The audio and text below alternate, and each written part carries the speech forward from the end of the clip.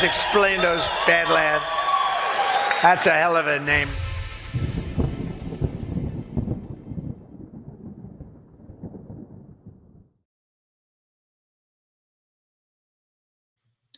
Welcome, everybody, to this week's Breaking History, where we got a lot to go through. We don't have a lot of time to necessarily go through a lot of it, but we have a lot of context to impose onto breaking events, as we always do. Gordon, how are you doing today, good sir? I'm great, man. I'm great. How are you?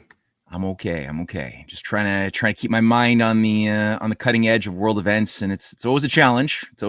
But I think we've been able to figure out a certain flow and a certain method, and I know neither one of us really had a lot prepared necessarily compositionally, but that never really stopped us before from saying something useful. I know that there's things I've been looking at this week. A lot of, big things. I'm in Canada, so there's some disturbing developments that have been brought forth by Mark Carney. At some point, I might share some of those considerations as far as new policy, structural changes that might be a bit disruptive to the hoped for U.S.-Russian alliance and friendship, especially on topics pertaining to the Arctic, which you and I have talked a lot about, and I believe other forces with a lot of influence are looking at with great hope that this could be a flank, especially coming out of the Alaska trip. We have elements in Latin America, for good and for bad, some interesting signals being put out, but I don't know exactly. I'm at some point going to ask you about your thoughts on on some developments encircling, especially Venezuela. So we'll go there too, maybe the Middle East. But for the time being, I know you and I were just chatting a little bit, and you had made some interesting observations. The Europeans just came groveling in the wake of the Putin-Trump summit. You had many European so-called heads of state sent down to the White House, possibly to do damage control, but it was a pathetic set of visuals if you're a European leader. I mean, it was just embarrassing to see these kids just get chastised like school children in front of Trump. Everyone's seen the pictures, the videos. Not too sure exactly what they intended for that outcome as far as trying to mitigate the damage they saw of a potential U.S.-Russian friendship, or maybe ending the forever war in Ukraine. But what did come out of it is that there's not exactly a consensus even amongst European leaders. And although Meloni has said certain things, we like Meloni kind of, but she says stupid things. One of those things recently was the call for extending Article 5 security guarantees to Ukraine, which she said is a high priority, even though Ukraine is not in NATO. That's a bit weird. So might be smokescreen, might be a bit of a play that, that she's just playing into. But her deputy prime minister is somebody who has been on your radar, because he said some pretty useful things last week when Macron had put out a call along with Keir Starmer for sending European troops into Ukraine. And I was hoping you could maybe share that observation. Yeah, that's a really fascinating one. Matteo Salvini. The thing we also, by the way, this is the first time I've seen you face to face since Deadwood. Oh yeah. So happy you made it home. That was I've let the audience know a little bit. I mean, we don't need to get into the whole detail of it, but yeah, I think you put Zach Payne. Zach's always been the one who has travel issues, but your Odyssey put him to absolute shame. It was surreal, man. It was surreal. And I'll say a word about that actually right now, because that's true. It's the first time we've really spoken on interfacing via this digital screen here. But that was not just one direction, because going into Deadwood, it took me like 42 hours or something to get into Deadwood, a simple 4.5 hour trip. It should have been 4.5 hours to fly from Montreal to South Dakota. That's all it should have been in a sane, normal world. Yeah. Didn't work out that way. It took me, I'm going to avoid all of the planes, trains, and automobiles, but basically I had to sleep in an airport, drive with one of the Badlanders who found themselves sleeping on the floor of the airport. The next day we drove from Denver to South Dakota. Yeah, right. The airport being in Denver, Colorado. And then we were like, well, it's going to be quicker if we just rent a car and drive for 9 hours, which we did. Pleasant conversations. That worked out. And then I was thinking, okay, well, I've used up all my bad luck charms. So certainly flying back home is going to be a breeze. But of course, then all of the Air Canada employees, while I'm thinking this, go on strike, and all flights of all Air Canada flights are indefinitely canceled. So now I have to try to figure out what to do. There's no customer service. I find some overpriced ticket, on a Tuesday, which itself gets delayed, that involves something like 4 layovers just to get to Montreal. So if all worked out well, it would have been still like an 18-hour trip, but it wasn't. We had to disembark on a plane. There's technical difficulties. The whole plane had to deplane while they fixed some glitch. And this is United Airways now. And so that resulted in a 5-hour layover additional. So you missed all of the connecting flights. It was insane. It was like 46 hours just to get back home. I was wrecked, but I had the best night's sleep. 46 hours to get home? Holy crap. Yeah, it was nuts. It was. But again, the best night's sleep of my life, night and day sleep of my life. I appreciated my bed more than I ever have in my life. So that was joyous. But that was a crazy thing. So all that to say, it became funny. At a certain point, things couldn't get any worse, but they did. And it's insane. I couldn't feel bad about it because it was like you're living in a surreal satire. And it was just laughter giving at a certain point. It was like a bad joke that you have to laugh at. So overall enjoyable in that weird hallucinogenic way because you're not sleeping either. All that to say, okay, so back to the original question now. Well, and by the way, a lot of that stuff that you talked about would be mitigated. I have some experience and like professional experience with like airports and that sort of thing. If we could develop our regional airport system in America, which we haven't yet, most regional airports in America don't even meet the post 9/11 security requirements, which is not like I'm not like lamenting that because I think that, speaking of Codex 9/11, like what a fantastic documentary that was. That was incredible. Obviously everything that spun out of 9/11 is a fraud and needs to be adjudicated and addressed. But the fact that money hasn't been set aside to upgrade these airports, these regional airports, speaks to the lack of investment that we've made in our infrastructure here in America. There are a lot of regional airports where they are checking the bags, they're doing security checks of the bags in the lobby. I'm not kidding. There's no way. There's a side of line throughout every airport, which means there's a clean side and a public side, and the clean side once. And so there's situations where a restaurant, they'll have their one little restaurant vendor, and the kitchen will be on one side of the side of line, and the dining room will be on the other side. So every time the waiter goes in and out of the kitchen, he has to go through TSA and be searched to run food out, wow. That kind of stuff. So again, this isn't about 9/11 or the Patriot Act. This is about the fact that we have invested $0 in the past 25 years in our regional airport system. And if we did that, then our flight, the cost of flying would be much more in line with what you see in Europe, where you can pay like $80 or $100 and fly across Europe, round trip. Where in America, you're not going to find an $80 flight anywhere in America. And that's because, number one, the regulations, but number two, you have to everything has to connect through all these stupid hubs and stuff, because none of the regional airports are fit out to, number one, handle any sort of traffic, but number two, they don't have any infrastructure. So that's going to be a golden age discussion that we need to get into at some point. But it is all of that money that we should have been investing. And Trump, by the way, tried to put out a $400 billion package back in 2019. I remember because my industry was very excited about that. It was shut down by Nancy Pelosi. It never went through. But that was I think they carved out whatever. It was $40 billion for regional airport upgrades. Never happened. So these people want us to be poor, and they want us to be living in the past and living in a dystopian third world country. Basically, all the money they've been siphoning out of us and sending overseas and laundering, all that money should have gone into this kind of stuff. And if they had, we would have flying cars right now. We would be traveling from Montreal to South Dakota would be nothing. You would just fly to a regional airport, no big deal, deplane, and maybe drive 30 minutes and you'd be at the facility. But again, they can't do that because it's just there's so much incompetence, but the incompetence is planned. All right, so let's push on this a little bit more because it's fun, and then we'll find an opportunity to vector back into the geopolitical conversation. Yeah. But this, this is fun. This is important. I didn't really see. I'm less familiar with the U.S.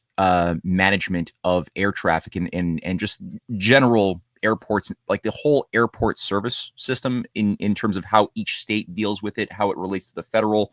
How the public and the private interact. These are things I'm not as familiar with, so I appreciate what you're saying, and I might have more questions for you, maybe off the record at some point. But I know in the case of Canada, I do get the sense that there is that there are ideologues both within the unions, as there are all across the board, but also embedded within the managerial structures of Air Canada itself, which want to destroy the idea, the culture of flight and mobility for the plebes, right?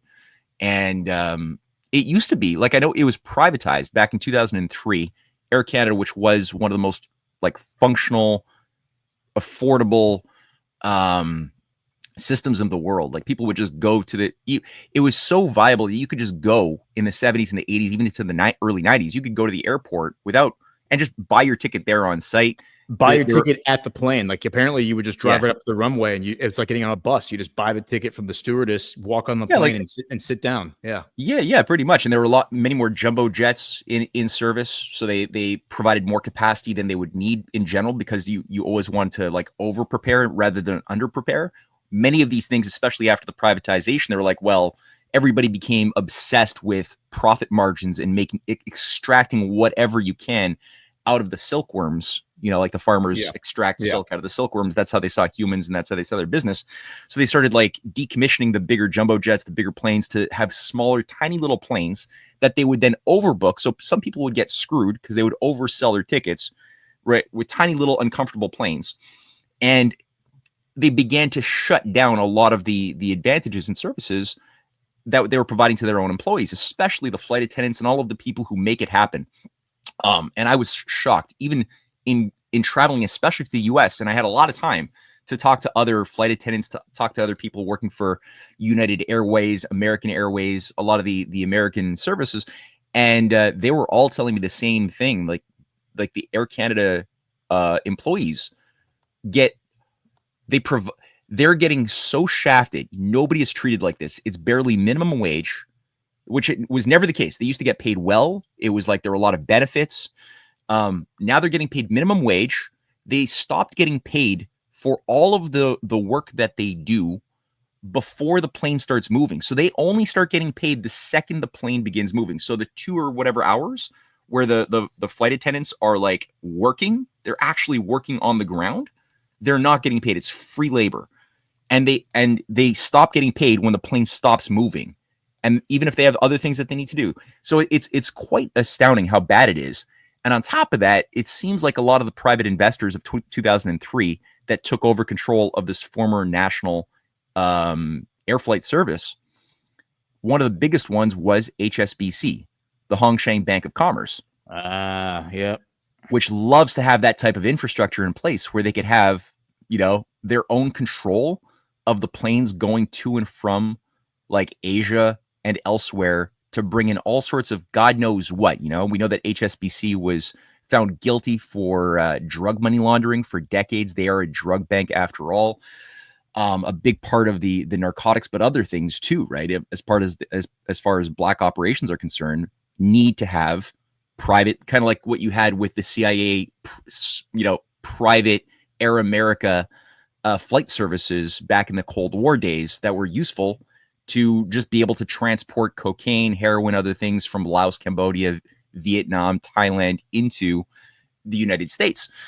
Same thing for Latin America. So I got the sense that this is fitting the profile. I can't prove it exactly, but it definitely fits the profile of a practice that's been going back a long time that benefits only the criminal underworld that is working with our intelligence agencies. And what do you got there? What's this? Just to give some context, I just figured I just picked a random state. So here's New York State. Here are all the airports that currently exist in New York State. There are, I'm counting 1, 2, 3, 4, 5, 6, 7, 8, 9, 10, 11, 12, 13, 14, 15 airports that currently exist in New York State. Now, I believe only 2 of them are look, maybe 4 of them, 5. So you got Buffalo is called international. Greater Rochester is called like you have 1, 2, 3, 4, 5, 6, 7, 8. Looks like 8 of them are called "quote unquote" international airports. Now, an international airport is a regional. Like Richmond is called an international airport because I think it has 1 flight that goes to Canada. It's not surprising that these are called international. I bet you they have a lot of flights that jump over the border and go to Canada. So technically, they can call themselves that. But 15 airports that currently exist in New York State, and 8 of them call themselves international airports. Try booking a ticket to any of these airports, and I bet you're going to have a really hard time flying anywhere that doesn't require you to first fly to LaGuardia or JFK down here and then jump on a little puddle jumper to land at one of these. I mean, it is a joke.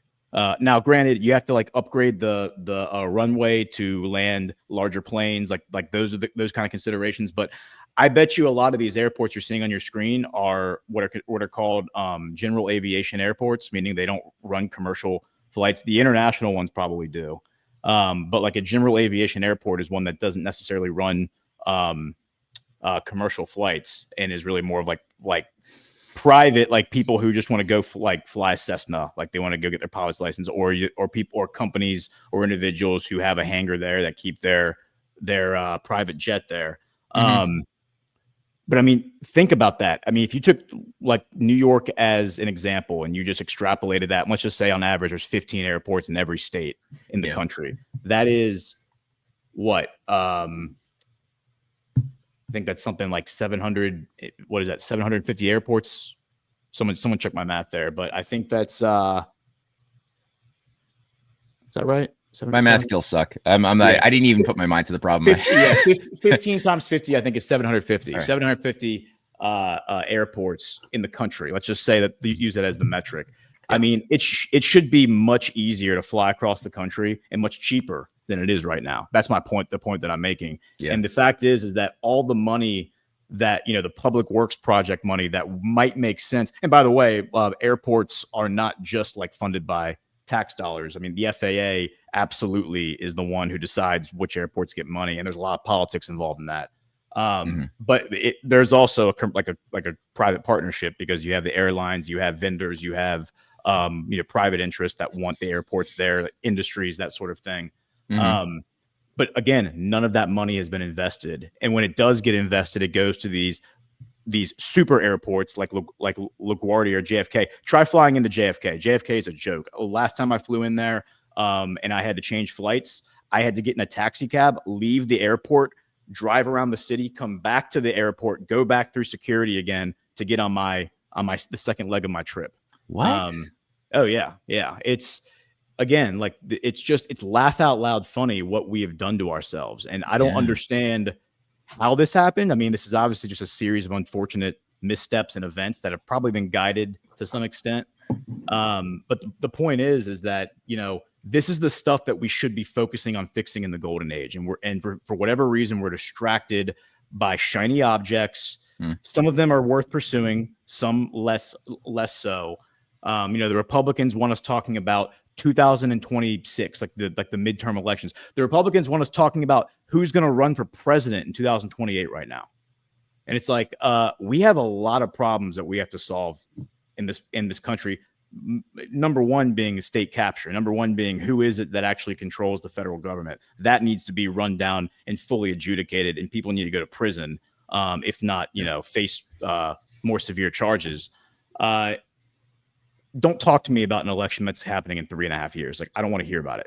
I have zero interest in an election that's happening next year, frankly, because they've accomplished absolutely nothing in the past 10 years. I mean, since Trump came out. Yeah, no, it's clearly a cop out. Like it's a cowardly cop out to try to change the subject from what they should be doing to something technical about the deep abstract future. In that sense, which is why I find myself so invested in the geopolitical, like the story of the geopolitical storyline, because I think that's ultimately what's happening here. Is you have these characters who are working together to bring down this cartel that I think forces itself on every single country to some degree. So, and by the way, last week when you were gone, we talked about, I took the opportunity to do a deep dive into the theft of the Promise software by Mossad from the DOJ and all the people who were involved in that. Meese, the attorney general under Reagan, being like at the heart of the whole thing. Yeah. And, like the Reagan administration being in on it, the Vice President Bush, who became president, probably being in on it to some extent. The whole thing is just, it just reeks, man. It just reeks. And that Promise software theft is probably how this transnational cartel, got a lot of their blackmail, I would assume, because the Promise software, of course, is a prosecutor's management information system database. And so if you have access, they put a trap door in it. They stole it, put a trap door on it, sold it to all the governments around the world. Anyone who's running a criminal investigation, they know exactly what the facts are. And that is a plethora of just blackmail material to go up to somebody and say, hey, you're being investigated right now for X, Y, and Z. We have the ability to make it go away, if you play ball with us.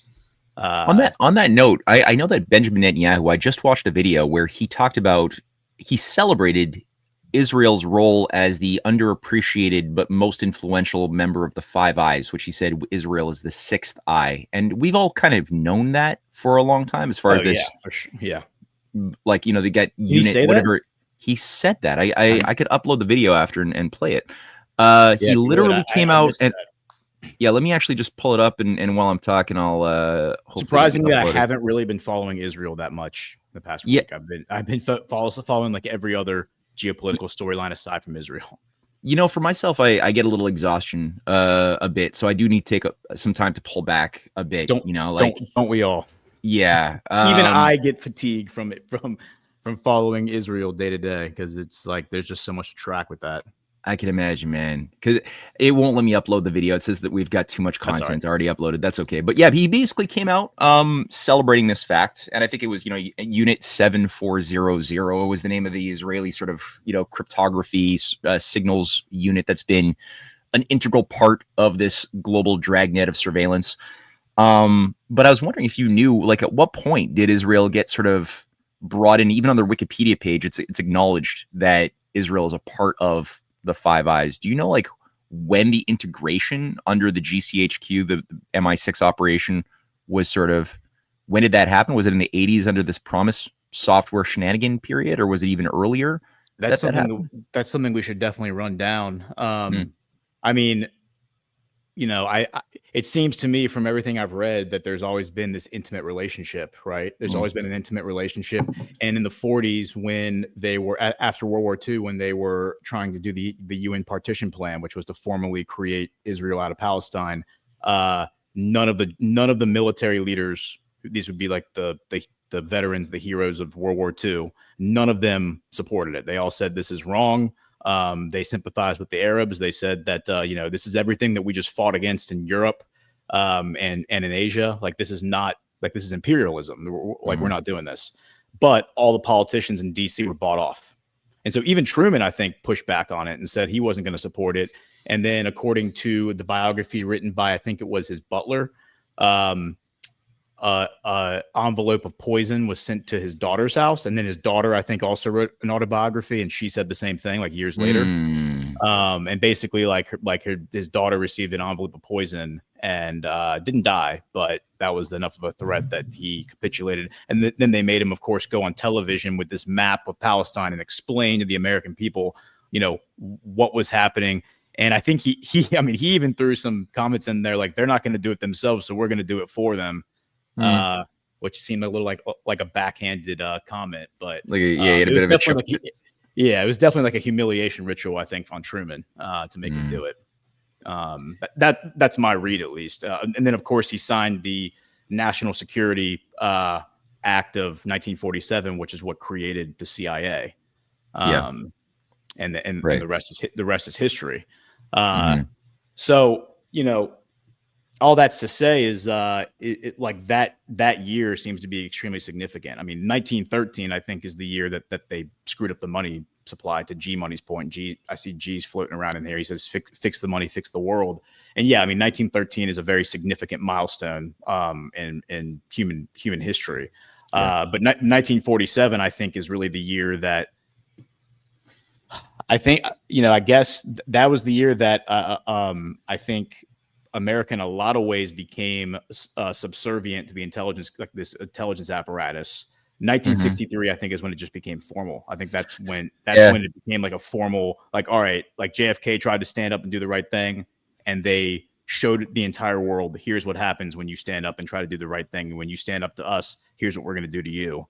And yeah, I mean, it was 5 eyes, 6 eyes, 7 eyes, if you want to throw the mafia in, if you want to throw the Jewish mafia and the Italian mafia in there as well.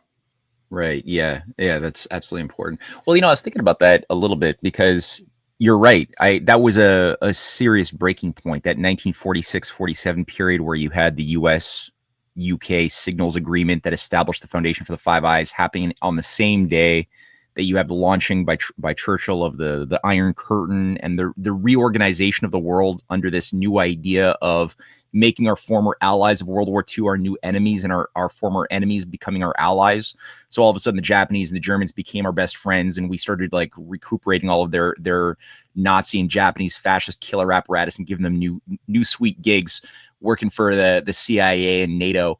So that was a big part of that.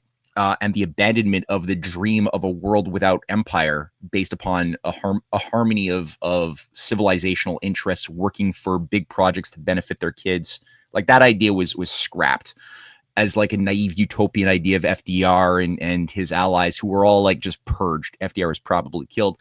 But I think a big moment before that, which ties into the organization of the mafia brotherhoods before World War I even, was like, and this includes the Jewish mafias, especially that, what became the Meyer Lansky crime syndicate afterwards, but earlier on under Bronfman, which had a big role to play of British Canada, was like, there's this book called Dope Inc. I always cite it. It's a great book, and it was like reissued several times over. I encourage everybody, if they can access this book, it's very expensive, but if you can get it, even online as digital, get it, read it.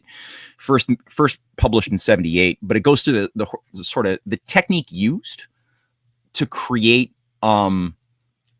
this organized crime apparatus. And what it involved was, first, this prohibition question was a big part of it. So before prohibition was done in the United States, it was first done for 5 years in Canada. And that was important because as soon as you legalize something that everybody's always going to want, alcohol, like, it's just a natural thing that people will kind of want it. To what degree they should abuse it or whatever, it becomes unhealthy, that's another question. But as soon as you impose this, you make it illegal, you increase the demand. You're going to then create an environment ripe for organized crime to build itself up.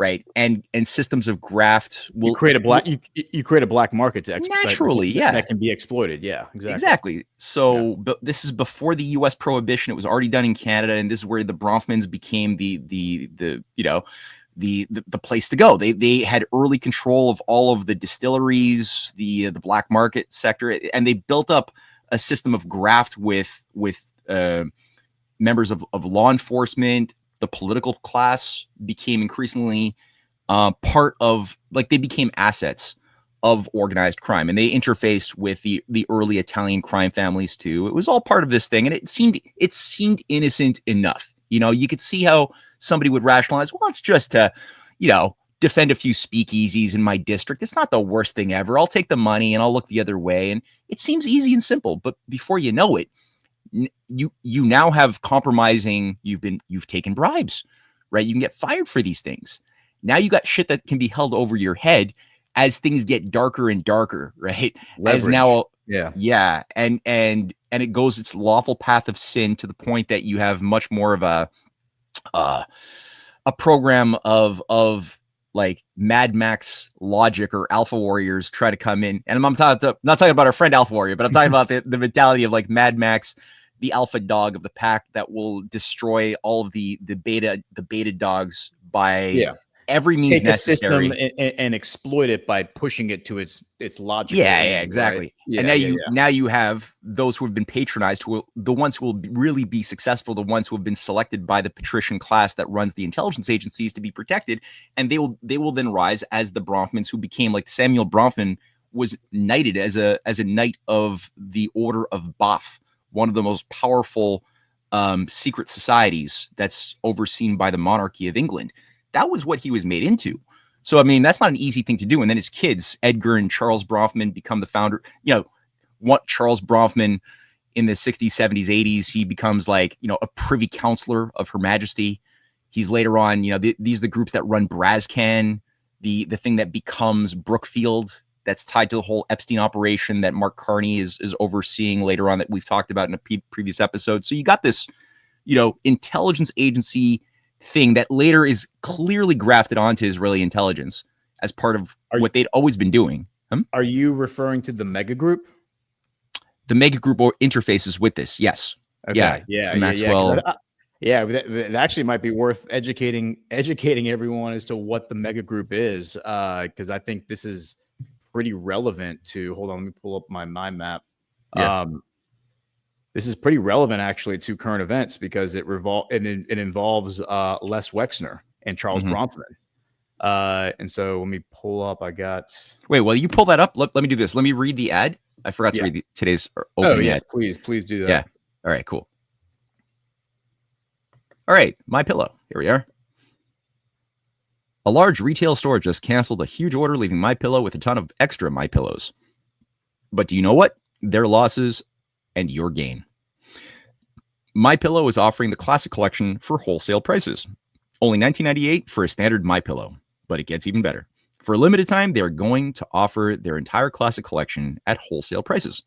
Get a queen size MyPillow for just $24.98. Upgrade to king size for only $29.98. Get the body pillows for $39.98 and the multi-use MyPillows for only $12.98.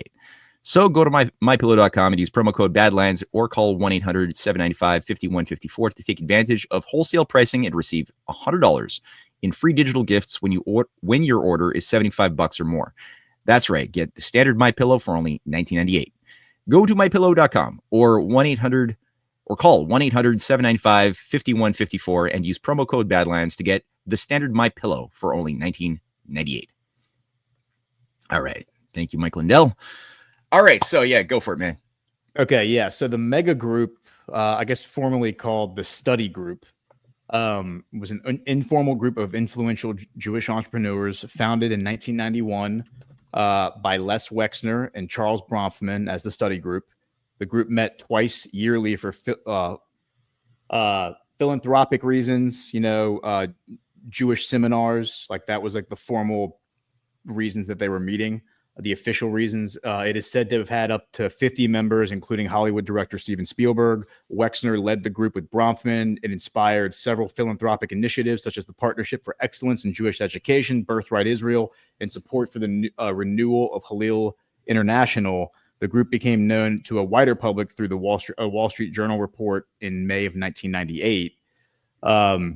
As a pro-Israel lobby group, the organization is also said to have tried to influence U.S. foreign policy in the Middle East. In 2003, it employed Republican political consultant Frank Luntz to help the group mobilize support for Israel. Under the name MEGA, the group also is said to have had contacts with the Israeli intelligence agency Mossad and to have served as a vehicle for influence operations in the United States. Jeffrey Epstein is said to have used the group to build up his network of high-ranking contacts in business, media, and politics. Wexner was Epstein's primary financial supporter, yet later claimed to have known nothing of his criminal activities. And then here's just a list of some of the members. And so you can see Les Wexner, Charles Bronfman, Edgar Bronfman, Max Fisher, Harvey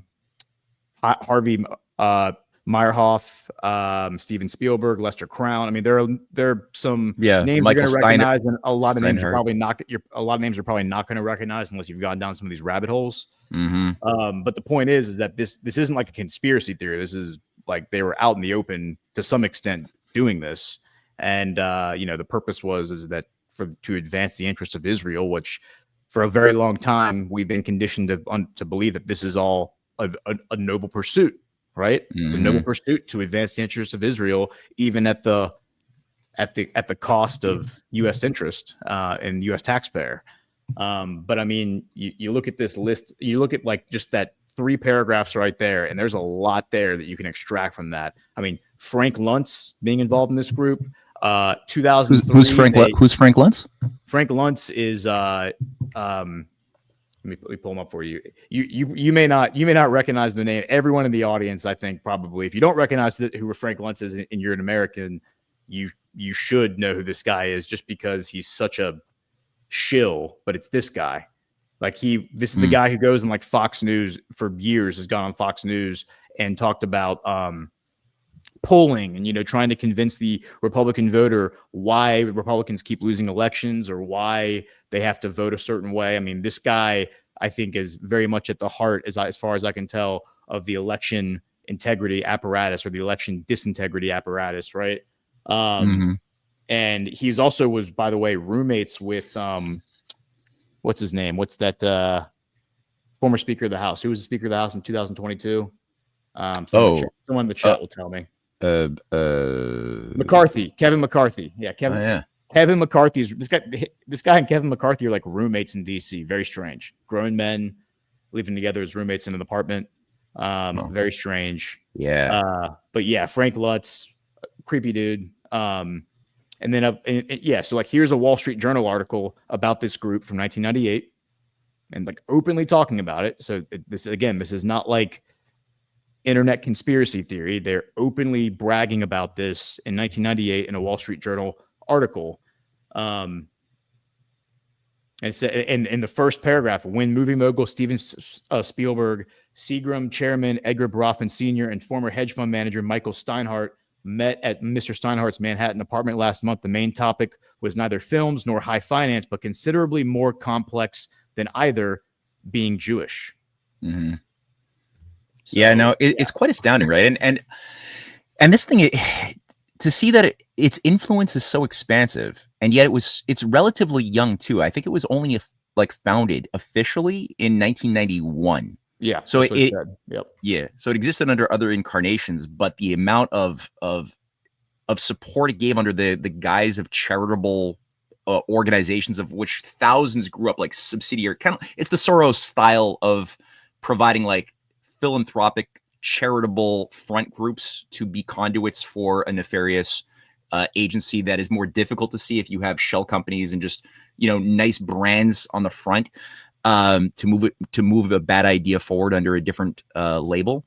That's sort of what they were doing. And as you pointed out, Spielberg, the top Hollywood brass, many of the top Hollywood brass became absorbed into this thing, and that's a huge amount of influence. If you can control the levers of propaganda, like Hollywood is kind of like the modern myth makers of our society. They're the ones who operate on the sacred stories, the subconscious forces that are below the radar of our logic, of our reasoning faculties. That's a huge amount of influence to capture that power, which is why I guess the CIA has been so much on top of funding scripts and movies going back many, many decades.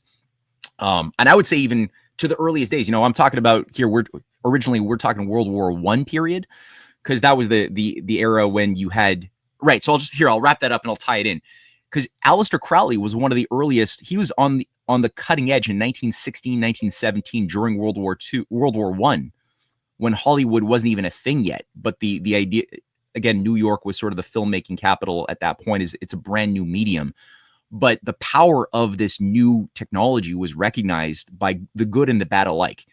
There were good patriots trying to work to create movies that would edify and make a more educated, moral, and intellectual citizenry that could understand what it means to be a citizenry. And there's some amazing movies, more profound than people realize in the silent film era. But then you have also Aleister Crowley, the B666, also getting on top of it and creating movies that are messed up. And people could even watch some of these things on YouTube even now that have survived the sands of time.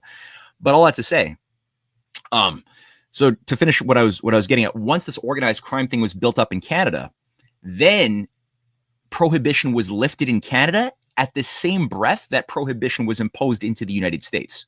So now you had a very organized crime syndicate built up here, and then now it could be replicated in the US. So then the Bronfmans, the the Bronfman dynasty that ran Seagram's, the distilleries of Montreal, became the conduits for growing and incubating this new emergent, Italian Jewish mafia system in the United States. And the thing that made it all possible, the secret sauce, was like the same people who were doing the Federal Reserve. People have heard of the book, the Creature on Jekyll Island, going through the 1910 meeting on Jekyll Island with the 6 guys we met there. Yeah. Mm-hmm. Yeah. And their appendages represent the Vanderbilts, the Rockefellers, the Astors, like the leading blue blood establishment. Many of those, I would say even all of those, were founding members and participants of the Pilgrim Society that was set up in 1902. Right. So you had the Pilgrim Society set up in 1902, which you've probably encountered this thing, right? The Pilgrim Society? I probably only through you, honestly. Oh, it's a good one. Yeah. I'm pulling it up right now. That's a fun dive to go on. We could even have like a whole show just on that at some point in the future. Because that's sort of like, people know of the Cecil Rhodes, the Rhodes Scholarship, the CFR operation of the Roundtable Movement. Well, this is the underappreciated but extremely important part of it, which are known as the Society of Helpers, or the Pilgrim Society, that had been set up in 1902, first in England, as an Anglo-American integration movement of the British and American Anglophiles who would strive to create an Anglo-American world empire, sort of undo the American Revolution and bring America back into the British fold as part of those responsible for the white man's burden. What do you got there? Look, this is from the Wikipedia page. Let me just read this one sentence. Yeah. It says, the Pilgrims connected influential families in the U.S., such as the Astors, the DuPonts, the Rockefellers, the Carnegies, the Morgans, and the Vanderbilts, with the British nobility and royal family. I mean, that's really that's the only sentence you really need to read to understand what it is right there, right? And then it mentions the Warburgs down here. It mentions the Council of Foreign Relations. Yeah. It's the whole group. Crap. All of the group these guys that set up the Federal Reserve to overthrow the constitutional banking system of America by creating this foreign agency that would be untouched by the political class as this like thing that would actually be run as a private enterprise with the JP Morgan apparatus playing a dominant role as a shareholder in this thing, which had to be kept secret as well. Like we only found this out by reverse engineering it decades later, because it was like illegal to show who were the directors, who were the shareholders of this thing. But all that to say, it's these guys. It's a foreign. It wasn't American. It was a foreign induced takeover of American finance by this thing. Now, what else did these groups do? Well, if you look at what they were doing at this time, and here we're talking the death of McKinley, 1901. McKinley is dead. He's murdered. Then his enemies take over, and you have this Anglo-American sort of first draft of what this will look like. You get like Teddy Roosevelt, who's this Confederate-loving jackass who, he's tutored by his uncle, John Bulla, who's the head of the Confederate Intelligence Secret Service stationed in Europe, in England, who he helps Bulla, who trains him to write his memoirs and this new history of American naval intelligence.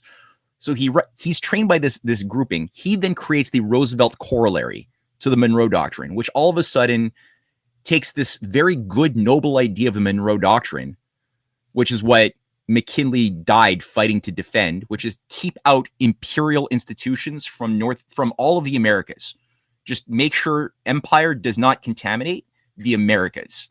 And he turned it into the Roosevelt corollary, which is this big stick diplomacy that justified the idea of making America become an empire, go in and overthrow nationalist governments more aggressively, both in North America, but also then in like the Philippines. That was part of the Teddy Roosevelt idea of the Philippine War against Spain, which was brutal. It was a mass extermination campaign modeling itself on what Cecil Rhodes had been doing in the Boer War on the worst of the empire that he admired.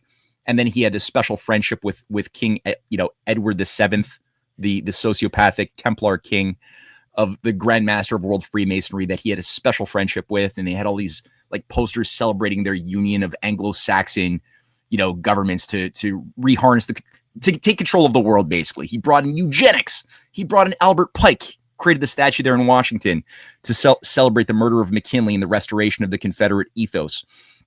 And this is the guy who then invites in, or he helps create a space for William Rockefeller, the Astors, who set up the Sleepy Hollow Country Club, and they invite in figures from British intelligence, because British intelligence, that what becomes the MI6, MI5, are being set up at this very same time, 1907, 1908. And one of the key figures is this Charles Bonaparte, the cousin of Napoleon Bonaparte, or Napoleon III, the Emperor of France, who has a special English relationship. He's the district attorney of the United States under Teddy Roosevelt. And this guy then sets up what becomes the FBI, the Federal Bureau of Investigation, in 1908. So he does that. This weird creature who's tied to the black nobility of like Europe becomes district attorney, or attorney general, sorry, I should say, of the United States, sets up the FBI under Teddy Roosevelt. And you have Claude Dancy, the guy who sets up MI5, a former like Boer War murderer, mercenary under Cecil Rhodes, brought in. He sets up MI5, Claude Dancy. People could Google that. And he comes in, he's invited by William Rockefeller in 1909 to come to the United States under the Sleepy Hollow Country Club. There's a whole biography on this guy. The Sleepy Hollow in upper state New York, that's like the intelligence hub that was built up by the Vanderbilts. I think it goes back as like an occult center to the earliest days of the United States. I think that's what Washington Irving actually was exposing in the Legend of Sleepy Hollow, which people could reread with this new appreciation for what this deep state was and these leading families. But this Sleepy Hollow Club becomes what Dancy uses as his base, and which interfaces with Aleister Crowley, who comes in 1912. And Dancy then sets up the first draft. He basically needs to overthrow the Secret Service's role, because up until then, American intelligence was primarily carried out by what Lincoln created right before he died. 4 hours before he died, Lincoln creates the Secret Service, and then he's shot. And that was supposed to be the principal driving force of patriotic American intelligence. And that all of their functions were undone and given over to the new FBI. It was then given over to the IRS. So other functions that they were doing for counterfeiting and like to investigate counterfeiting and financial crimes was then given over to the IRS. That was created as part of the Federal Reserve. So the Federal Reserve was created, and the IRS was created at the same time. And IRS agents became also then created to take over the control of what the Secret Service was.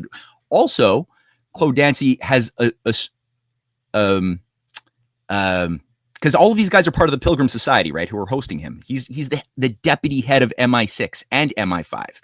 And he is then he's training a guy by the name of Van Damon and another guy named Marlborough Churchill, an American who's a cousin of Winston Churchill, who becomes the head of the Black Chamber that Dancy sets up.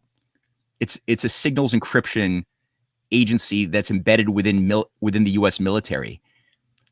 This guy, it's Dancy who creates it through the Rockefeller Vanderbilt network at Sleepy Hollow. He creates this damn thing during World War I. This becomes the NSA. This becomes literally the friggin' NSA in 1930. It just gets a name change. And this is what becomes the basis of the Five Eyes, the U.S.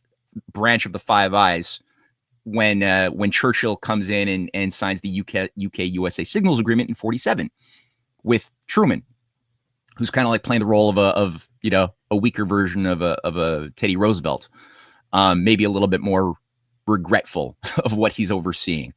But they're both racist anyway, so I have little sympathy for Truman. But it's all to say, it's like this is the thing that's growing and helping the growth of the Meyer Lansky, the Bronfman, all of this stuff. They're growing together with the financial parasite that they're also growing at the same time. It's one thing. People treat them as like there's books written by each of these things individually, but people don't often realize that you can't understand the growth of any one of these things without understanding all of them, and especially without understanding the Rhodes Scholarship, Fabian, Pilgrim Society, because that's what Tucker Carlson is a member of, and his father. They're members of the Pilgrim Society. That's what Kissinger oversaw. He was chairman of the Pilgrim Society. And when you get that sense, you're like, okay, yeah, that's the thing is. Interesting. Yeah. Well, so yeah, hold on one second. There are a few things that you were talking about that I wanted to address. So like you mentioned the 1901, 1902, 1903 timeframe. That's a really important timeframe. 1901, JP Morgan creates US Steel, which is a holding company designed to acquire all of the steel companies in the United States, which he then immediately sets to work doing by merging with the largest competitors and buying up all the smaller vendors like John Roebling's shop up in Trenton, New Jersey. Most of the steel industry was actually operating out of Trenton, New Jersey in 1903 when JP Morgan moves the entire steel industry, or most of the steel industry, which is operating primarily in Birmingham, Alabama, and Trenton, New Jersey, moves it from Trenton to Pittsburgh, and then Pittsburgh becomes known as the Steel City. U.S. Steel, known as the corporation, that's what it was known as in Wall Street. You'll recall that in 1911, antitrust laws were used to break up Standard Oil, like the big oil company, right? Like the trust busters. Yeah. They tried to do this to U.S. Steel. They couldn't do it. U.S. Steel was too powerful. They weren't able to break up U.S. Steel. U.S. Steel 100% was a monopoly. They went out and bought every single competitor. They bought up every single small little shop, and then ultimately leveraged their power to force the what was it called down in Alabama? It was called the I have it right here. It's called the Tennessee Coal, Iron, and Railroad Company, which is headquartered in Birmingham, Alabama. That was its largest competitor in 1907. And then Tennessee Coal was replaced on the Dow Jones by General Electric. So Tennessee Coal, I think, becomes, if I'm not mistaken, General Electric.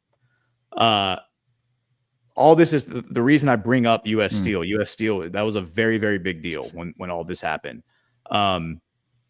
Because of what just happened in the past 6 months with Donald Trump and U.S. Steel. Remember, there was a deal on the table for Nippon Steel out of Japan to purchase U.S. Steel and own U.S. Steel outright. That would have handed the entire U.S. steel industry, what remains of it, I mean, it's basically like a hollowed out shell of itself, to the Japanese. And the Japanese would then control U.S. Steel. Joe Biden, of all people, actually blocked it in early January. I think that's a devolution proof, to John Harold's credit.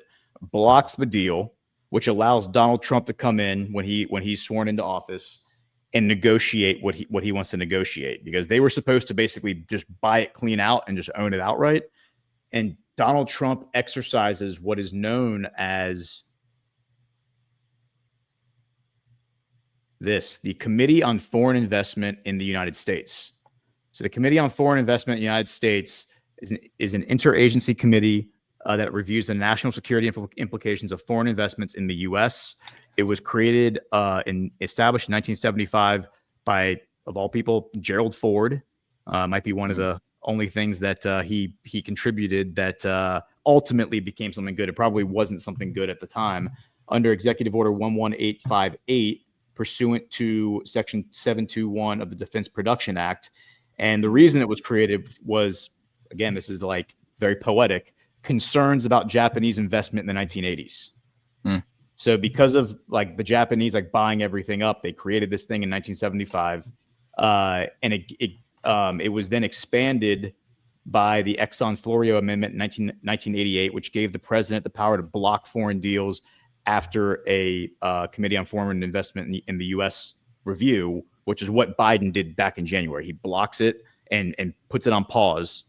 And then, so Trump comes in, and Trump calls this the golden share. He says, we have something special in this deal. They do end up allowing Nippon Steel to come in, and they don't buy it. They like invest in U.S. Steel. And I think Nippon is actually, it seems like they're unhappy with the way everything played out. It's like they went in like the shark. They went in to bite their prey, and then they actually got like a hook in the fish.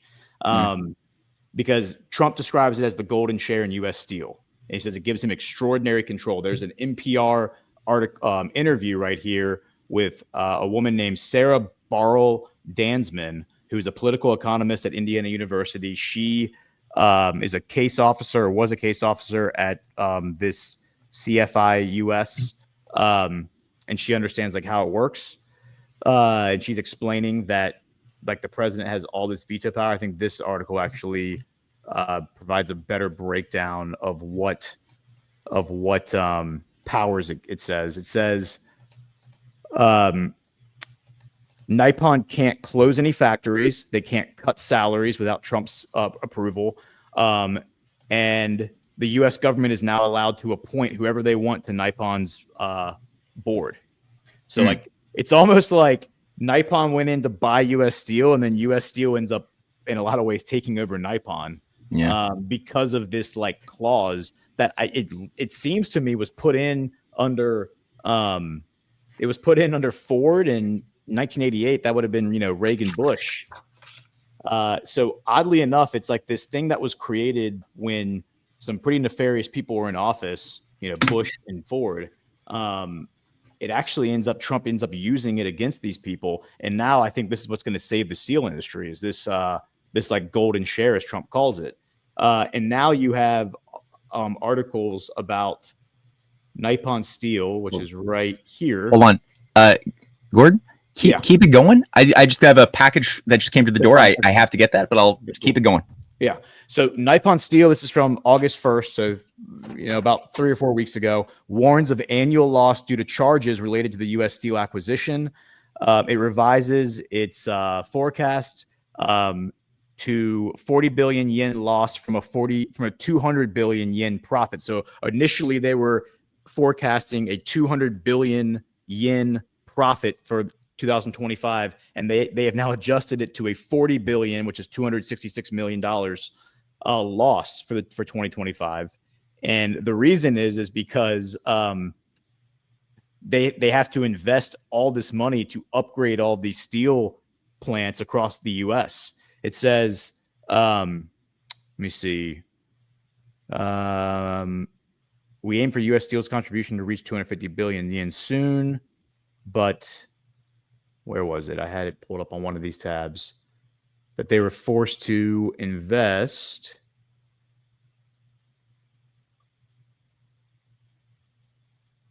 Where was it? Bear with me here. Here it is. It may not let me access the article because you might have to have an account. This is from markets, from like a Wall Street website. I don't think it's gonna let me access the account. I mean the story, but it's Nippon Steel's to spend $3.1 billion revamping U.S. Steel's Gary Works. That's just one facility. So they're like, Nippon Steel is now required to invest billions and billions of dollars into U.S. Steel, like U.S. based steel factories, which is going to bring American manufacturing back to life. And you missed it, but when you were gone, I was explaining how Nippon Steel is super salty right now. Here's an article from 3.5 weeks ago. They had to adjust their forecast for 2025. They were forecasting a 200 billion yen profit, and now they had to adjust it to a 40 billion yen loss. That's a 240 billion yen swing. And so the 40 billion yen is $266 million. So they've gone from what? That would be 266 times 5. I mean, you're talking about like $1.3 billion profit to a $266 million loss. Because of like the things that Donald Trump made them do when they acquired in order to finalize the U.S. Steel acquisition. They have to spend billions of dollars to upgrade the plants. Trump is allowed to appoint whoever he wants to the Nippon board, and they can't fire anybody or I'm sorry, they can't cut salaries or shut down any plants without Trump's approval. And who do we know has been formerly because it's a Japanese steel company? Who have been the dominant interests running Nippon Steel? Like we know, U.S. Steel is run by the J.P. Morgan complex. Who was formerly running Nippon Steel? I did this dig back in January and February. Did you map out any like Japanese oligarchs or any Anglo-Japanese assets who are like untrustworthy? I don't have anything in my map because none of the names like jumped off the page at me. Let's see, Fuji Iron and Steel, Yahata Steelworks. I mean, these are names that don't really mean a lot to me, but that doesn't mean they're not important. It was a lot of like metallurgy companies that I just wasn't familiar with, and there were a lot of like Japanese businessmen who I've never come across before, but could be connected to like the Trilateral Commission or something like that, but nothing that jumped off the page. But remember, the Japanese Prime Minister was like one of the first people to come visit Trump, and I think a big thing they were trying to figure out was this deal, the Nippon Steel deal. So anyway, I mean that's just to say that there's an example of something that was really nefarious that was put in place by J.P. Morgan in 1901. They weren't able to break up the trust in 1911. 1913 happens, and then basically we watched after World War II, we watched in the latter half of the 20th century, we watched the steel industry just get totally gutted from America. And then I think this Nippon deal was supposed to be the death knell. That was supposed to be the final nail in the coffin for American manufacturing. That would have just totally placed it in the hands of the Japanese, and out of the hands of American businessmen. And the fact that Trump was able to thwart that, I think, speaks volumes to what is actually happening versus what is being commonly shared and discussed, I think, when it comes to geopolitics. Well, on that note, I noticed that Trump is pushing the U.S. into creating more federal stakes in certain corporate interests that are of a strategic value to the U.S., like Intel. I know that there's just the announcement 10%. We bought 10%. We bought 10%, and I think the MP Minerals, one of the biggest mineral.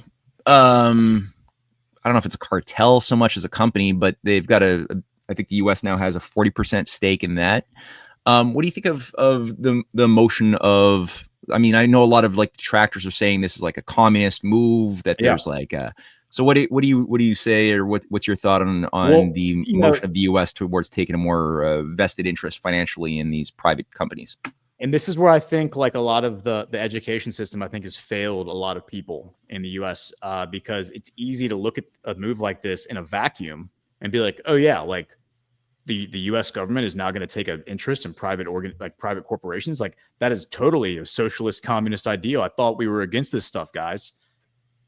Yeah, but we are living under a thing called state capture, which means our government is totally controlled by a secret society, by a transnational cartel that operates to some extent out in the open. I mean, we know who a lot of these players are, at least the front men. But there's very little we can do to stop them because of the power they wield. So we saw this. I know this just from watching, like reading into the history of Putin. These are a lot of the moves that Putin made 25 years ago when he was trying to clean up Russia. The collapse of the Soviet Union. You had all these like state enterprises that were created, and Putin had to figure out ways to, take the bones of the Soviet Union and try to piece together a functioning society that could actually prosper. Meanwhile, you had all these ex-KGB turned agents turned oligarchs from the aluminum wars of the 90s, who obviously were going to put their thumb on the scale and try to gain advantage. And Putin has gone to war with a few of them. He's made allies with a few of them. Gazprom, I was writing about them the other day. This is the central bank of it's not the central bank of Russia. They call it a central bank, but it's like seven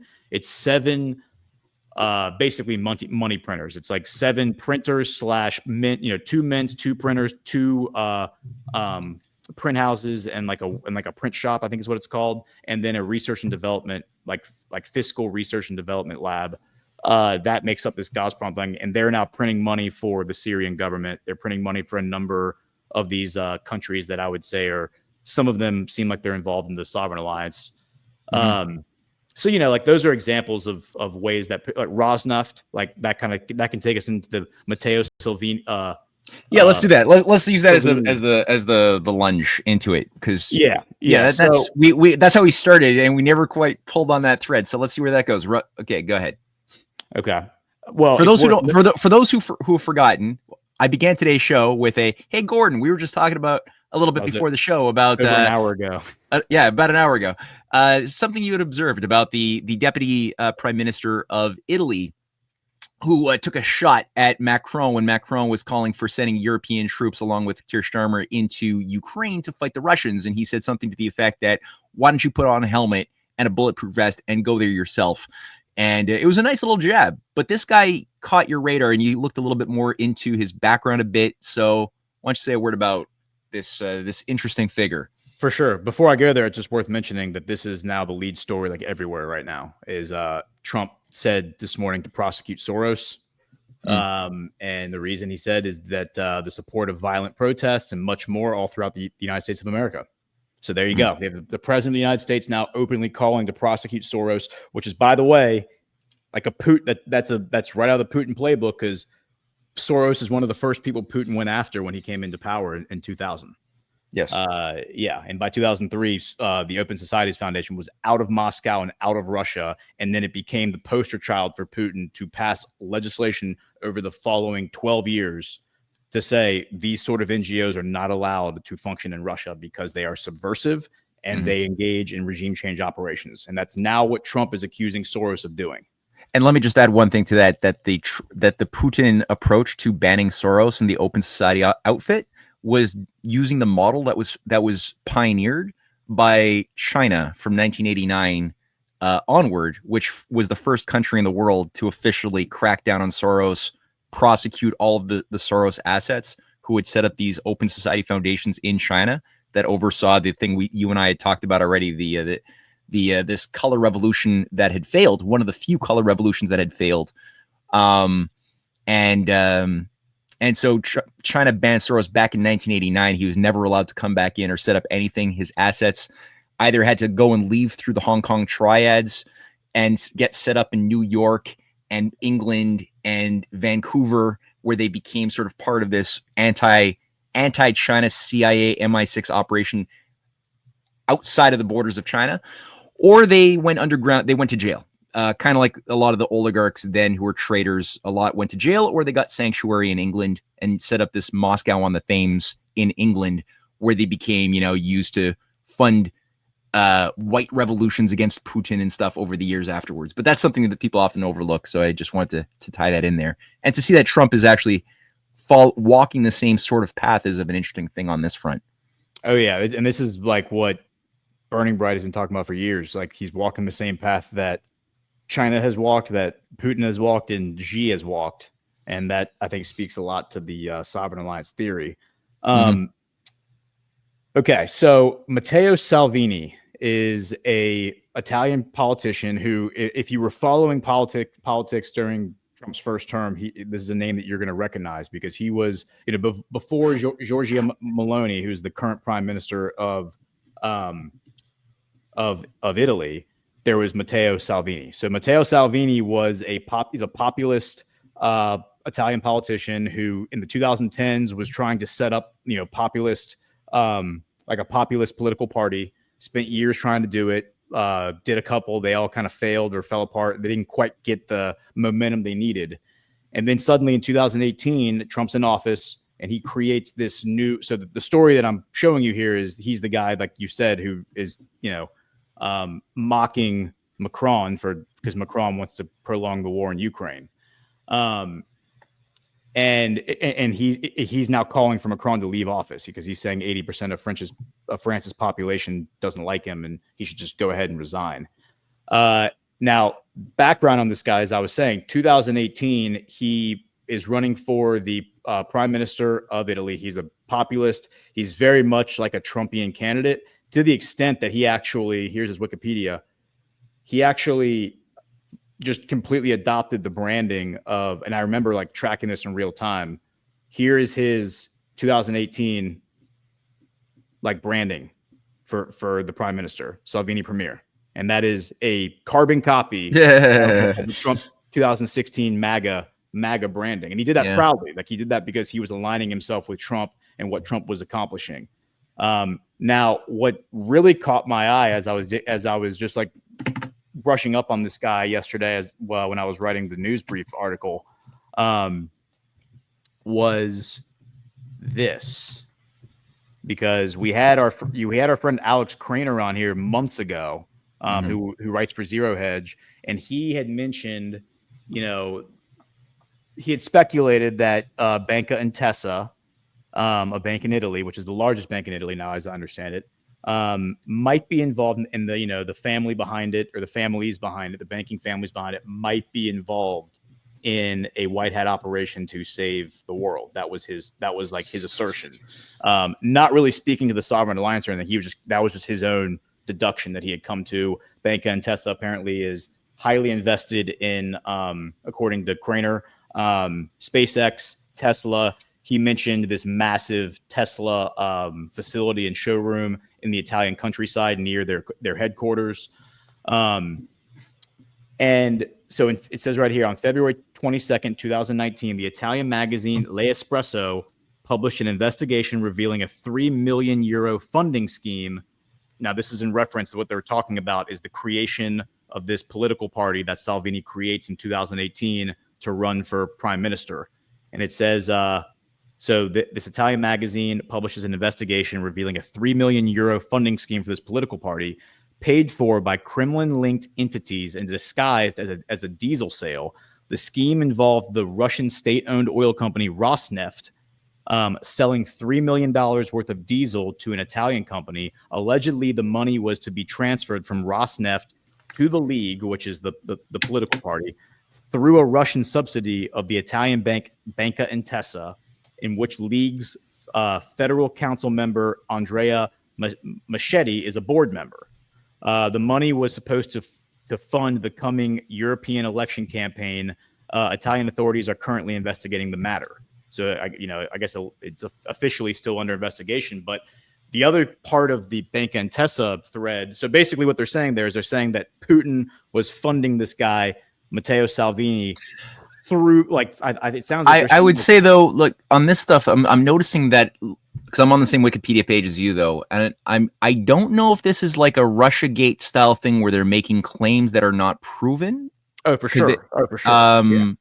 Or because that's the dangerous thing with these Wikipedia entries, is that they take sometimes things that are, the Russiagate technique has been applied to overthrow patriots like Jeremy Corbyn in England and people like this by saying that there are these links that there aren't any when you explore it. So I don't know yet. I need some more serious evidence before treating the Wikipedia stuff as fact necessarily. Although I could definitely say they've got a much more rational view about the interests of Europe and Italy pertaining to Russia, and they do want good relations, friendship, economically with Russia, very much so. So that's for sure.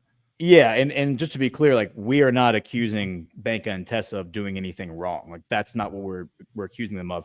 And I would actually point to the whole Russiagate thing. Like, here's the fact with Russiagate. This is what Burning Bright says all the time. There was Russian like collusion between Donald Trump and Vladimir Putin, and that's a good thing. So, like, that must be the thing that drives these people nuts the most, is that they're accusing Trump and Putin of, like, doing something nefarious or underhanded. I tend to believe that Trump and Putin have been working together this whole time and are actually in league, but not for the reasons or the end game that these people accuse him of. Yeah, not to overthrow democracies, but rather just to try to avoid to save civilization, basically, is the way I would describe it. Well, I think the idea is, it's always been that way, is, whether you're in politics or whether you're in the private sector, you're trying to create outcomes that are beneficial for you and your interests. And so you're going to negotiate, you're going to try to create deals for economic trade development, which is better than going to war with your enemies. Is to turn your enemies into your friends by finding ways to both benefit from economic development. So that's just like common sense. And all of a sudden, since 2016, all of a sudden that became like evidence of colluding with evil, bad Russia to try to take over the world and overthrow democracies. But yeah, that's very interesting that this guy is is definitely part of this rational dynamic. Yeah, and so And- just to be clear, he's currently the deputy prime minister under Maloney. So he's like the vice president, I guess you would kind of say. Prime minister is the important role in in European governments. But here's an interesting like little caveat to kind of tie this all together. Mm-hmm.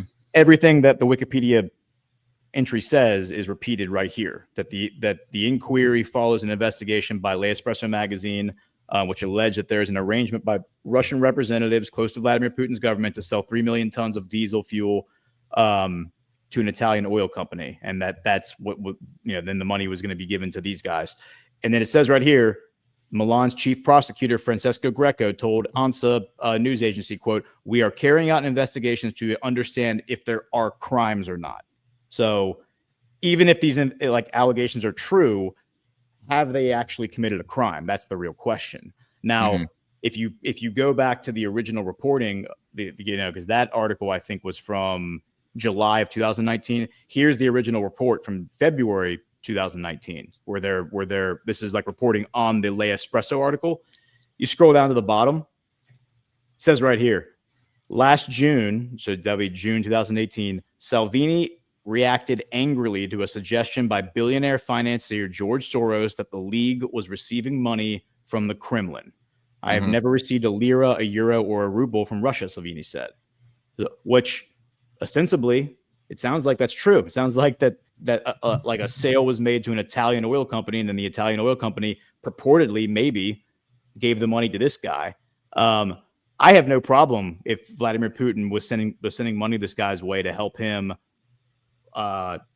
cultivate a populist movement in Italy. History will exonerate any quote unquote legal wrongdoing that these people did under the twisted rules of the European Union and the demons that control the West right now, because the West is 100% controlled by Satan right now. I think that needs to be widely understood.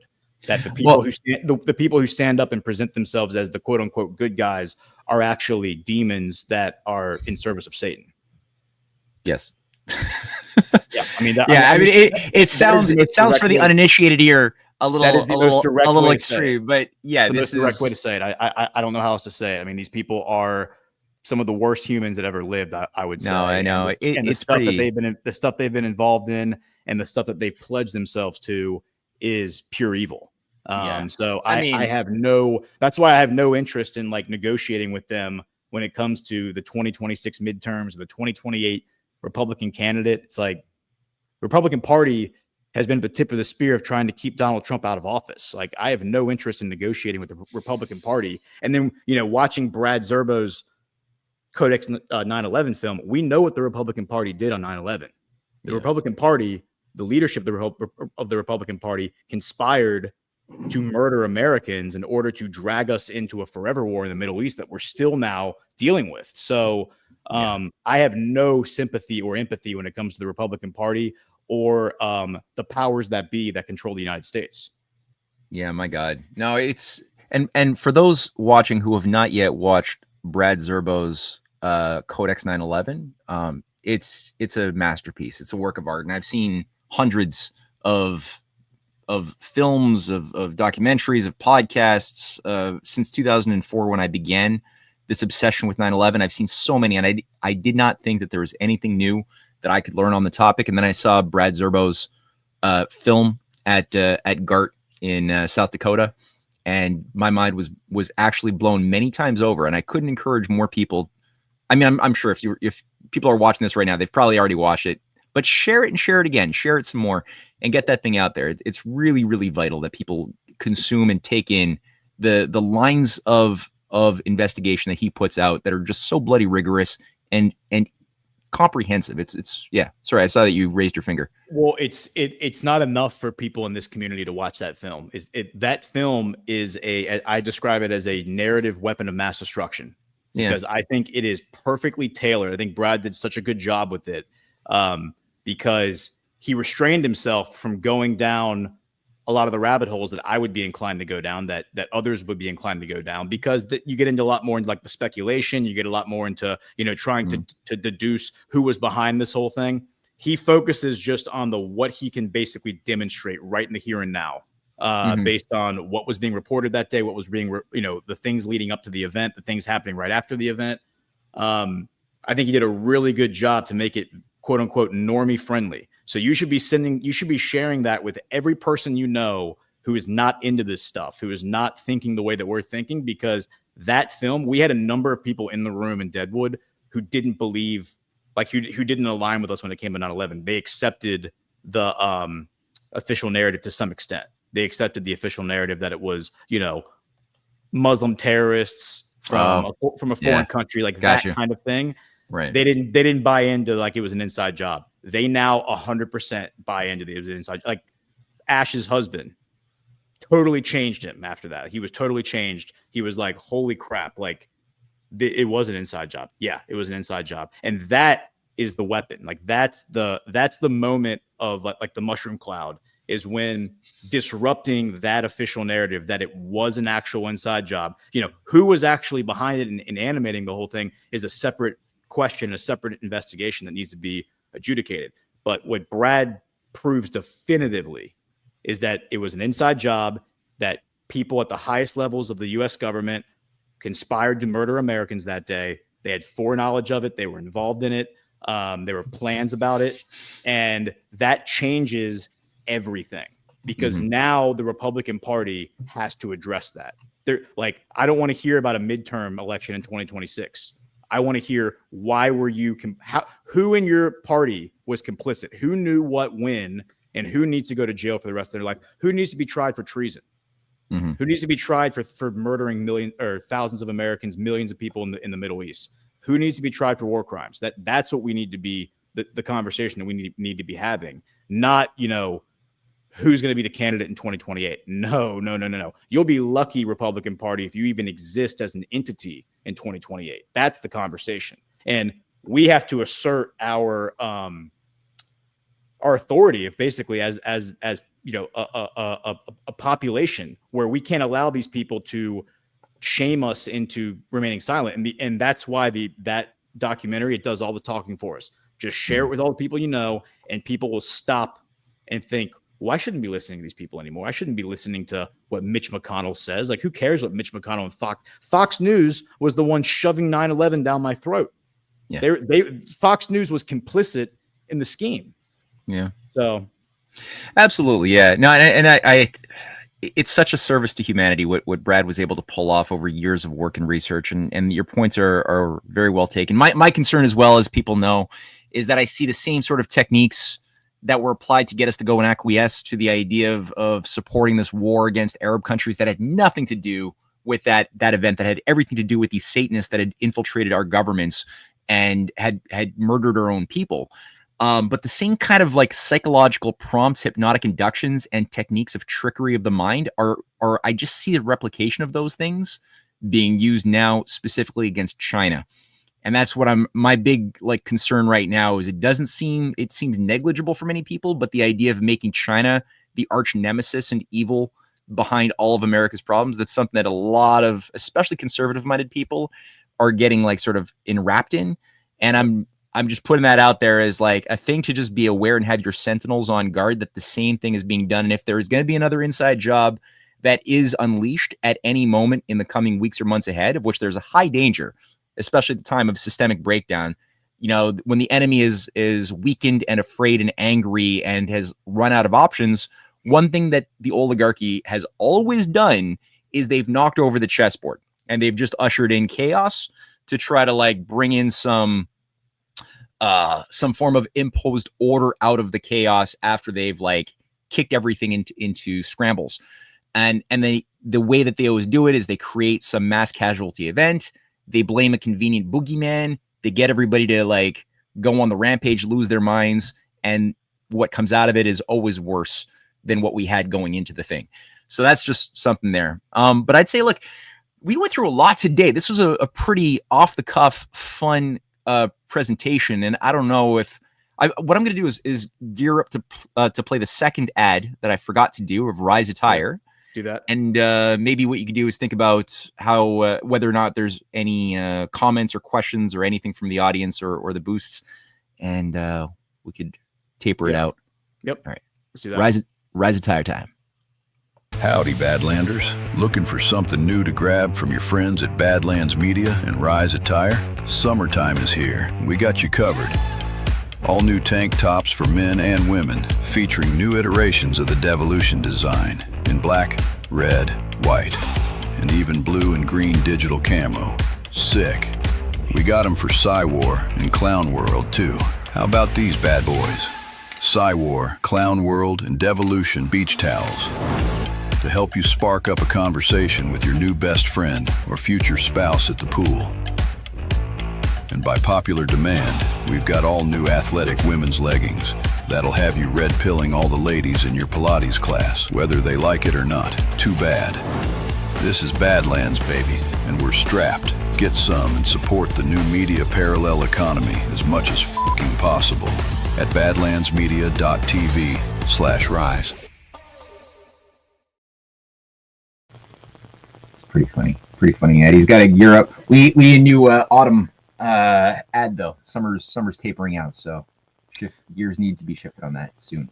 Yeah, and so you make a good point on the China thing, because that is what's happening right now. Right now they're trying to, now that the Middle East is a smoldering crater, because of everything that we've done there over the past 25 years, at the behest of Israel, of course.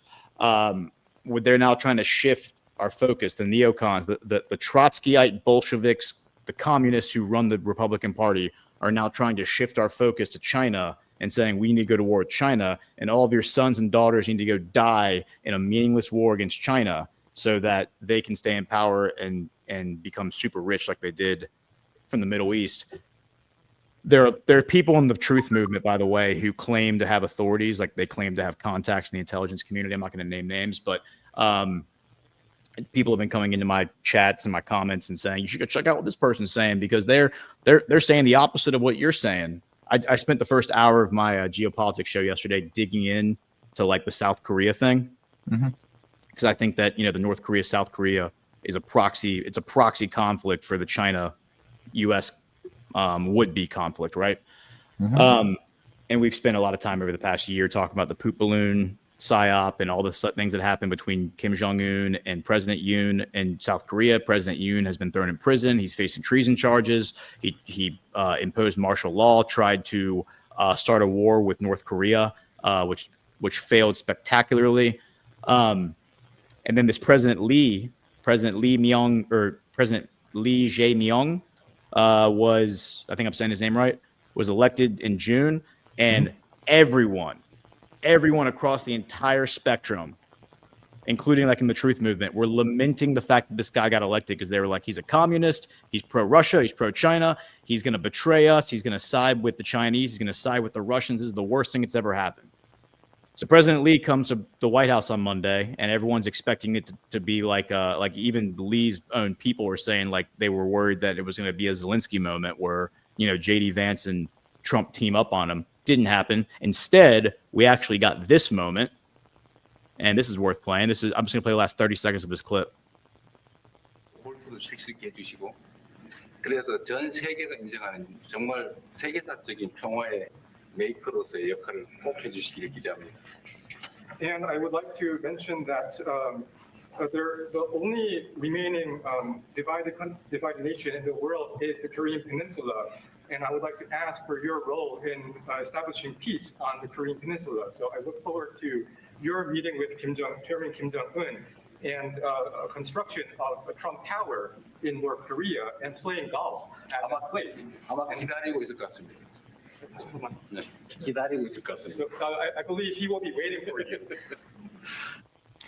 The president of South Korea suggesting that Donald Trump build a Trump Tower in North Korea and then go play golf on a golf course in North Korea with Kim Jong-un, who he says he is sure Kim Jong-un will be eagerly waiting for Trump to arrive at the first hole on the golf course. That is what we have now. Meanwhile, you have figures in our movement who claim to have contacts inside the intelligence agencies that are telling them that Lee is the bad guy, and Yoon, who is currently in prison for treason because he's tried to start a war with North Korea. That is what happened. That Yoon is actually the good guy, and that the ascension of Lee is like a J6, Trump Biden moment all over again. When it's actually the opposite. Yoon, I believe, was the CIA. I don't have any way of knowing this. I have no friends, contacts, anything like that. This is just my own discernment. But digging into all of the things that have happened from every angle, it seems to me that Yoon is 100% the CIA shill who replaced Moon. Moon was before him. Remember, Moon is like the quote unquote liberal. Lee is the quote unquote liberal, and Yoon is the quote unquote conservative. That's how it's presented to us in the American media. I don't think those words actually mean the same thing over there that they mean over here. But that's how it's presented to us. Moon was there during 2017 to 2022. That was Moon. He was considered a liberal. So Fox News doesn't like him. Moon is the one who went and met with Kim Jong-un, smiling next to him, saying, we're going to make peace. Wrote an autobiography saying that Kim Jong-un told him he wanted to denuclearize because he didn't want his daughter to grow up the way he grew up.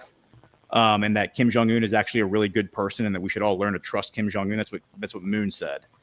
And then Yoon comes in and basically reverses all that and says, no, Kim Jong-un is the bad guy. We're gonna set up megaphones, speakers at the DMZ and blast K-pop and send propaganda balloons into North Korea, which is what prompted the poop balloon campaign. And then we're going to do this false flag martial law thing to try to create the appearance of a war with North Korea. Yeah, man. I mean, it's ridiculous. Now Lee is in, and Lee is the communist liberal. What I find, destroy South Korea. But yeah, what I find is so interesting about Lee Jae-myung is, and not only did he also said that Kim Jong-un may equally come in October to the next APEC summit, which Trump is invited to. So that would be interesting if you both have Trump and Kim Jong-un arrive at the next, not APEC, like not the Jewish lobby, the Asia Pacific Economic Cooperation. The Asia Pacific, the Asia Pacific meeting. Yeah. That would be fascinating if Trump and Kim Jong-un were to appear there, where likely Xi Jinping and others will be also present. Very, very fascinating. And the thing about Lee, the current guy, is that he's also carried out an interesting crackdown on a couple of U.S. military bases in South Korea that are tied to some.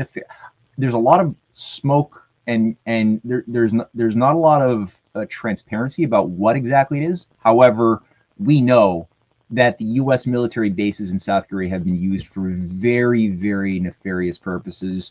Illegal, bioterror laboratories that Obama had set up under the Jupiter Centaur labs of South Korea that were exposed for creating weaponized smallpox, anthrax, other things that leaked. And there were protests all over South Korea that you have foreign Pentagon managed military bases carrying out bio warfare. We know that gene targeting, ethnic gene targeting, has been a high priority under the neocon bioterror infrastructure builders. That it's part of the Project for New American Century program, was specifically needing to invest billions of dollars into ethnic targeting of bioweapons pathogens. That freaks out South Koreans who share a lot of genetic stock with Han Chinese. The Russians have been freaked out about this in Ukraine and Georgia. These different biolabs run opaquely by the United States. That was a big part of what even Victoria Nuland admitted was there, which has been acquiring Slavic genetic material in order to try to engineer pathogens, bacteria, other things that would specifically be fatal to certain type of ethnotypes and not so fatal to others. So that's a big part of the thing that's been built up since the anthrax attacks after 9/11, which were part of the same inside job apparatus starting in December of 2001, or was it September 19th of 2001, right? That was the first anthrax attack. And then that justified the Dick Cheney complex of BioShield, the multi-billion-dollar counter bioterror warfare apparatus that amplified all of the U.S. biolabs around the world, and they're all surrounding China. So I'm hoping that that's the sort of thing that was cracked down upon by Lee Jae-myung. What else there is, we might have to wait and see. But you got there's another thing that he also cracked down on too that I'm going to say something about. But you have a link from RT there. What's this? Well, it's interesting you said that, because there is like the one thing that RT actually reported on between this meeting is not a lot came out of this meeting. I mean, there wasn't like a formal like agreement or announcement, and the media has been slamming Trump for that, being like, yeah, what a pointless meeting. Nothing was announced or came out of it. Well, we did announce like a few weeks ago that South Korea was signing a tariff deal that was akin to the EU tariff deal, where they were going to invest like $350 billion in the U.S. and buy $100 billion worth of energy, etc. But there was this story, is the one story that RT wrote about, which is that Trump wants U.S. to own land for military bases. So it's funny you bring that up, because it kind of had me scratching my head. Like, of all the things for them to focus on, this is what they extracted out of that conversation.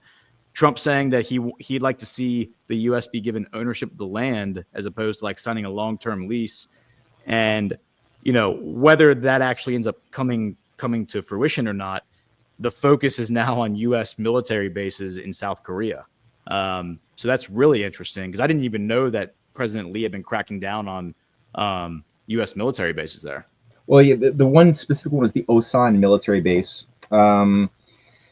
which I still have to look more into. And apparently it's some sort of a purge revolution going on. So there's some sort of a draining of the swamp, it seems. And the other thing that is very interesting is that, I just found this, I was just reading up on this morning, is that he's also cracking down on the Unification Church. That's big. So that's the Reverend Sum Young Moon's cult. For those who lived through the 70s, they noted that there's a lot of CIA-sponsored cults that just cropped up all over North America and but also Japan, South Korea too. It's one operation, and the Sum Young Moon Unification Church was a big one that did these like collective marriage ceremonies, and people would be matched by those whatever high elect officials around Sum Young Moon and his wife, who could see people's auras and where their twin flame was sort of reincarnated into that they should marry, even if they've never met this person. So you had a lot of weird stuff, like a lot of slave labor too, very Scientology-esque in some ways. But it became a big part of the organization of organized crime. It interfaced with the Italian and Jewish mafias in a number of ways. Books have been written about this stuff. And even the guy who killed the former president of Japan, Abe, was the former prime minister, had a big chip on his shoulder. I don't know exactly the details, but his mom apparently lost everything to the Unification Church in Japan, which has a huge hub there. So that was a big motivating factor, because he believed that Abe had given support to the Unification Church, and that's why Abe had to die. There's some weird stuff left and right. Yeah, that is really interesting. Huh. Yeah, it owns the Empire State Building. Like the freaking Empire State Building of the United States is owned. Yeah, it's the Unification Church. Okay, I'm gonna have to look into this thing now. Okay, yeah, I have my homework assignment. So, like, the one thing we didn't get to, which maybe we'll cover next week, is this plot to overthrow Zelensky with this guy Zelensky. Like you and I talked about this. The former commander of the Ukrainian armed forces that was fired by Zelensky in February, like a year and a half ago. And then just became the ambassador to Britain and has been living in London ever since. And apparently in London, the official story is that he's been courting all of these world leaders who have been coming and visiting with him, allegedly JD Vance as well. And they're basically plotting a military coup against Zelensky. But the reason they give for plotting a military coup against him is because they want to install a legitimate military leader so they can restore the flow of money and weapons from the U.S.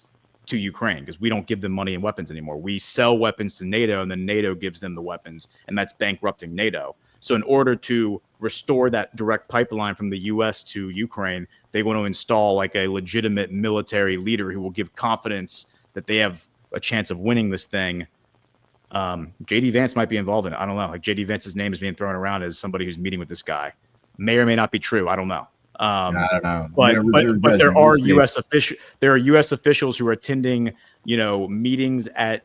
This is all according to the Russian security services. So take it with a grain of salt. But I mean, those guys have been a lot more honest than our intelligence services have been. But they said that there have been all these meetings at these undisclosed alpine resorts between British officials, U.S. officials, and this guy Zelensky, who says that the Azov battalion neo-Nazis should be hailed as role models. That they should be statues built to them. Every school child, all the school children should be taught about the Azov battalion and the heroes of Ukraine, the same way that the USSR taught the children about the Bolsheviks. That's what he said. Oh, what a freak! Oh, that's not good. Yeah. Okay. So, all right. So obviously, this guy's the bad actor. This guy's the bad actor, and that just reinforces like Burning Bright's theory of our boy Z, that Zelensky is actually the guy that Trump wants to prop up because Zelensky's such a clown that he's like. It's almost like a humiliation ritual against Ukraine to have. I mean, anybody who's made it, especially from a place as controlled as Ukraine, if you're made the ambassador to England, you've got to be highly vetted. You're going to be privy to some very dark shit, and you got to be vetted in some inner clubs that result in me also not trusting you immensely. It doesn't mean everybody who's an ambassador to the UK is going to be bad, but for some place like Ukraine, there's something shady. So yeah, I tend to side with what you're saying here. Yeah. Okay. The other guy who's involved, by the way, is Yermak, who is Zelensky's personal aide. So this would be, just for those watching, this would be like Dan Scavino plotting with the Democrats to take out Donald Trump. That's like what's happening right now, is that Zelensky's top aide, Yermak, is plotting with the Americans and with the British to take out Zelensky and install this deep state shill as the president of Ukraine. And he's the guy who was in charge of all of like the Ukrainian military up until February 2024. And they obviously pulled him out because he was failing. And then they plugged him into a role that would have him living in London. And then while living in London, he's just been nonstop, they say, meeting with world leaders about the Ukraine situation. So grooming him, I think, for like to come in as like the legitimate Ukrainian leader who's going to finally take it to Vladimir Putin, right? All right. Well, maybe. So for the next show, we can maybe like lunge into that and see where that's going, because I'd like to think, I know Witkoff is going to be meeting with envoys from Zelensky. That was announced this morning. Is there any possible outcome that doesn't involve slaughtering all of Ukraine in some mass sacrifice for some geopolitical ambition? I really do hope so. I'd like to think that something tangible came out of the Trump-Putin meeting on that front. Not if Lindsey Graham has anything to say about it. But yeah, yes. Sure. Right, the last Ukrainian. You got to fight to the last one. yeah, right. And beyond. Okay. All right. Well, let's round out there. That's pretty good. I mean, unless you have a final thought you wanted to toss out. Just the rants. Oh yeah, let's do it. Yes, okay. Yeah, it's a good place to end it. Ashley D, she says, "Heavenly Father, we ask that you wrap your loving arms around those in Minnesota right now, especially those little ones. Keep our first responders safe. Amen." Yeah, apparently, I think there was a shooting in Minnesota. Yeah, like 20 people injured as far as I last read, and a few dead, but I don't know what the current count is. Yeah, man. Well, yeah, prayers to anyone who's affected, involved, obviously killed. It's awful. It's terrible. And then let's see. I think we might have some boosts, but it's hard to find the boosts because there's just pages and pages of boosts for the Codex 911, and that makes me very happy. It's a good problem to have. Yeah, more than deserves it. So I gotta just give me a second to scroll back a few pages just to make sure that I don't want to miss anybody who was kind enough to give us something. Sure. But yeah, why don't you tell everyone what you have coming up this week? You have a show on Sunday? Yeah, right. Sure, why not? So yes, the last show, Pluralia Dialogos, that I did. So every 2 weeks, for those who don't know, 11 a.m. Sundays, New York time, I do a Pluralia Dialogos show featuring geopolitical experts. Just had Glenn Deason and Alex Craner on as my guests, and that went really well. It's on the Pluralia platform. That's also the sort of geopolitical information arm of Banco Intesa. So they're, you know, it's been a fun exercise to just have discussions with people from academia, from military intelligence, from all over the Western world, from the US and from Europe, to talk about their views about how to get an off-ramp out of the World War III scenario and into a better future. So that's been pretty fun.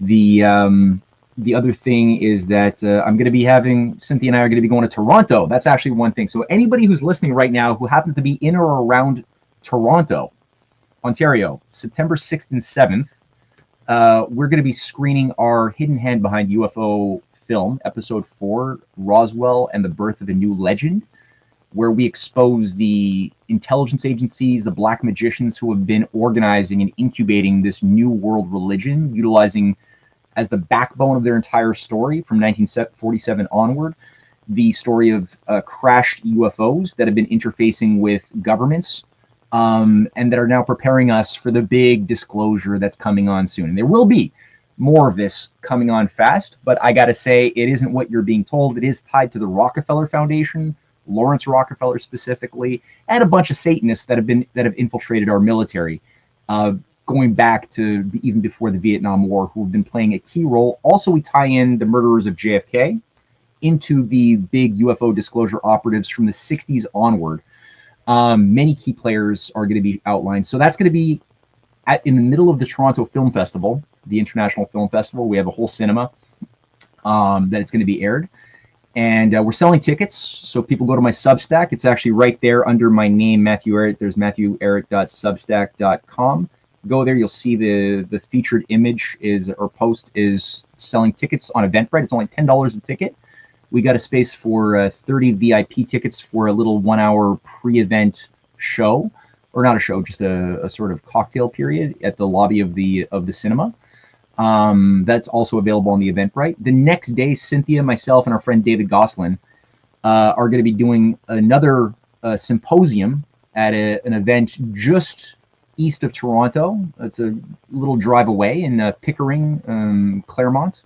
So people could buy tickets to that. It's going to be a 3-part event at a beautiful, beautiful retooled barn with a chandelier. It's kind of nice. So that's going to be on Dark Ages and Renaissances. So what are the dynamics historically and currently that shape Dark Age dynamics, culturally, politically, banking, and what about the more natural human thing that we do from time to time, which we should learn from, which is express Renaissance dynamics, both looking at case studies of ancient India, China, Europe, and beyond, to see what is the commonality, what is the common principle being tapped into that pertains to the nature of the creator, creation, human nature, which is more noble. And so we'll be looking at that from a number of perspectives, and we'll have a good dialogue with the audience too. Those Eventbrite tickets are also available on the same post. So those are the 2 big things coming up in 2 weeks, a little less than 2 weeks. Sweet. Yeah. Awesome. And Ashley D just came in with a boost as well, saying thank you guys, appreciate all you do. Thank you, Ashley. We appreciate your support. Thank you, Ashley. Yeah, so thanks everyone for being here. Please hit the thumbs up on your way out, and we will see you next week. All right. Bye, everybody. Thank you so much for joining us, and don't forget to hit the thumbs up on this video. And a special thank you to all of our advertising partners. Please remember to shift your dollars to support those businesses that support Badlands Media.